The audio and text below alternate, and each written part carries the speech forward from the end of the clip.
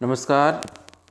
मैं सुनील कुमार आप सबके बीच में आज भारत के संविधान से संबंधित महत्वपूर्ण पहलुओं पर चर्चा करूंगा।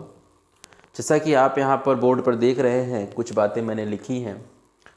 तो भारत के संविधान के बारे में पढ़ने से पहले कुछ उसकी विशेष बातें हमें पढ़नी हैं।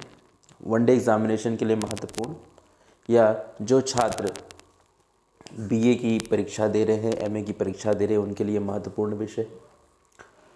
सबसे पहले हम जानते हैं कि हमारे भारत के संविधान की विशेषताएं क्या हैं। प्रश्न अक्सर पूछा जाता है कि भारत के संविधान की प्रमुख विशेषताएं क्या हैं।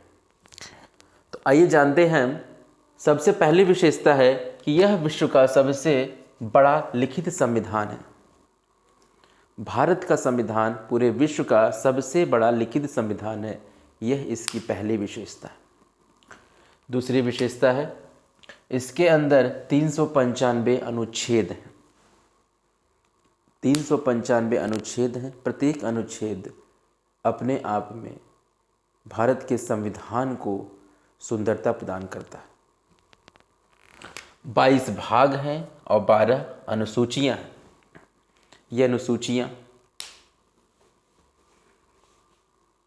भारत की सरकार को संविधान को लागू करने के पश्चात सूचियां बनाने की जो शक्ति है वो अनुसूचियों में है।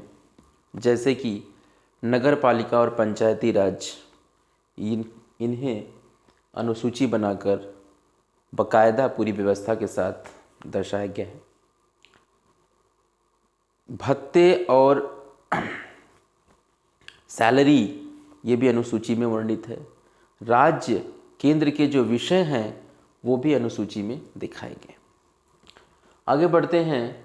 हमारे संविधान की प्रमुख बातें क्या हैं, वो कौन सी बातें हैं जो यदि आपसे प्रश्न पूछ लिया जाए कि आप अपने संविधान की कुछ महत्वपूर्ण बातों पर चर्चा कीजिए या निबंध लिखिए, तो वे महत्वपूर्ण बातें क्या हैं जिनके बारे में हम जान सकते हैं। तो पहली जो हमारे संविधान की सबसे महत्वपूर्ण बात है वो है मौलिक अधिकार। हमारे देश के संविधान ने हमारे स्वतंत्रता के पश्चात जो हमारे नेता थे, हमारे जो देश के सिपहसालार थे, उन्होंने जब हमें इतना सुंदर संविधान दिया तो उस संविधान की जो सबसे महत्वपूर्ण बात थी वो थी मौलिक अधिकार। संविधान के अनुच्छेद 12 से 35 तक हमारे लिए कुछ मूलभूत अधिकार दिए गए हैं, जैसे स्वतंत्रता का अधिकार, समानता का अधिकार। इस तरह से हम उन सभी के बारे में अलग वीडियो में हम चर्चा करेंगे।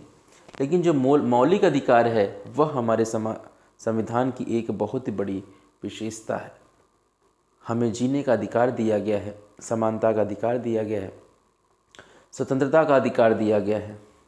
भारत में कोई भी व्यक्ति कहीं पर भी आ जा सकता है, कोई पाबंदी नहीं। वक्तव्य का अधिकार दिया गया है, वाणी की स्वतंत्रता है, हम कहीं कुछ भी बोल सकते हैं मर्यादा में रहकर। तो ये मूलभूत अधिकार है, ये हमारे संविधान की बहुत ही महत्वपूर्ण विशेषता है जिस पर नागरिकों का जीवन टिका हुआ है। दूसरी हमारी जो विशेषता है धर्मनिरपेक्षता। भारत एक धर्मनिरपेक्ष राष्ट्र है। भारत में जो राज्य है वह किसी धर्म का ना तो प्रचार करेगा ना तो अनुसरण करेगा। भारत के लोग अपनी इच्छा से किसी भी धर्म का पालन करने के लिए स्वतंत्र हैं। यही धर्मनिरपेक्षता है। धर्मनिरपेक्षता का ये मतलब नहीं है कि हम किसी धर्म को नहीं मानेंगे। धर्मनिरपेक्षता का मतलब है कि हम अपनी स्वतंत्रता से अपने मन पसंद धर्म का अनुसरण कर सकते हैं। भारत की जो सरकार है वह किसी एक विशेष धर्म का पक्ष नहीं लेगी। ये धर्मनिरपेक्षता है। यह इसकी बहुत ही सुंदर विशेषता है जो दुनिया के बहुत ही कतिपय कम देशों में है, यह लागू है। धर्मनिरपेक्षता, जिसे हम सेक्युलरिज्म भी कहते हैं। तीसरी विशेषता है संशोधन। प्रश्न ये था, यदि एक बार संविधान बन गया और जैसा कि समय के साथ बदलाव आते रहते हैं, समस्याओं के साथ समाधान ढूंढने पड़ते हैं, तो हम लोगों के सामने यदि भविष्य में समस्याएं आई तो क्या ये संविधान बदला नहीं जा सकता? बदला जा सकता है। इसकी व्यवस्था संशोधन के माध्यम से की गई।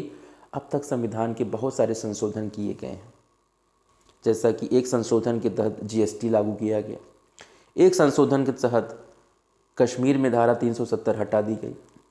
तो ये सब संविधान के संशोधन, ये संविधान में देश की संसद को शक्ति दी गई है कि वो संविधान में संशोधन कर सके, समय के साथ नागरिकों की भलाई के लिए जो भी उचित हो वो कदम उठाए जा सकते, लेकिन उसके मूलभूत ढांचे में संशोधन करने का अधिकार नहीं है।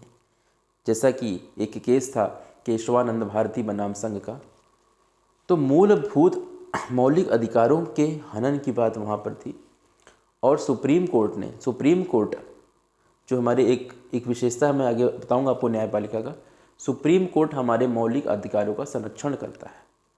सुप्रीम कोर्ट डिसाइड करता है कि कौन से संविधान का मूलभूत ढांचा क्या है जिसमें हम परिवर्तन केंद्र सरकार या भारत की संसद नहीं कर सकती।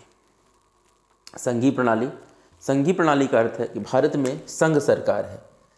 एक तो है संघ सरकार, भारत राज्यों का संघ है जैसा आप जानते हैं, दूसरी है राज्य सरकार। संघ सरकार का मुखिया राष्ट्रपति होता है, राष्ट्रपति सरकार का मुखिया होता है, और केंद्र में एक सरकार होती है जिसकी कैबिनेट होती है, और उस कैबिनेट की मंत्रिपरिषद का मुखिया प्रधानमंत्री होता है। तो देश का वास्तविक मुखिया प्रधानमंत्री होता है, लेकिन कार्यकारी प्रमुख जो होता है वो राष्ट्रपति होता है। देश की एक संसद होती है, संसद में बहुमत दल की जो पार्टी होती है वो सरकार बनाती है, और उसका मुखिया जो होता है वो प्रधानमंत्री होता है। तो वो संघीय सरकार होती है। और राज्य में भी प्रत्येक राज्य में इस तरह से सरकार होती है। राज्य की सरकार का मुखिया राज्यपाल होता है, लेकिन जो प्रमुख होता है वास्तव में वो मुख्यमंत्री होता है, जो बहुमत वाली पार्टी का मुखिया होता है विधानसभा। राज्य में विधानसभा होती है, केंद्र में संसद है जिसके दो भाग हैं, लोकसभा और राज्यसभा। उच्च सदन है राज्यसभा, निम्न सदन है लोकसभा। अगली विशेषता है लोकतंत्र। भारत एक लोकतांत्रिक देश है। जनता के द्वारा जनता के लिए शासन ही लोकतंत्र है। भारत में प्रत्येक 5 वर्ष में चुनाव होता है और जनता अपने लिए सरकार चुनती है अपने ऊपर शासन करने के लिए। यही लोकतंत्र की सुंदरता है, यही लोकतंत्र की व्याख्या है कि अपने ऊपर हम शासन करने के लिए शासक स्वयं चुनते हैं। ये लोकतंत्र हमारे देश में लागू है। न्यायपालिका है, जब भी सरकारें निरंकुश हो जाती हैं या जनता के मौलिक अधिकारों का हनन होने लगता है, तब न्यायपालिका के ऊपर जिम्मेदारी बढ़ जाती है।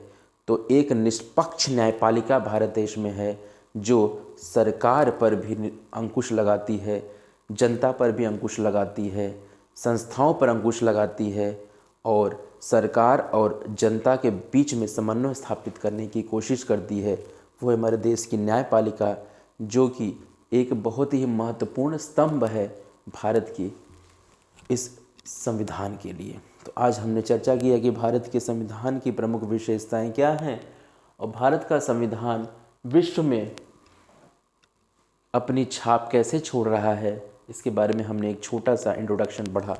तो धन्यवाद, मेरे साथ बने रहिए, मेरे चैनल को सब्सक्राइब कीजिए। मैं आगे आपको one day examination, UPPCS foundation, UPSC foundation class की ट्रेनिंग प्रोवाइड करूंगा। धन्यवाद।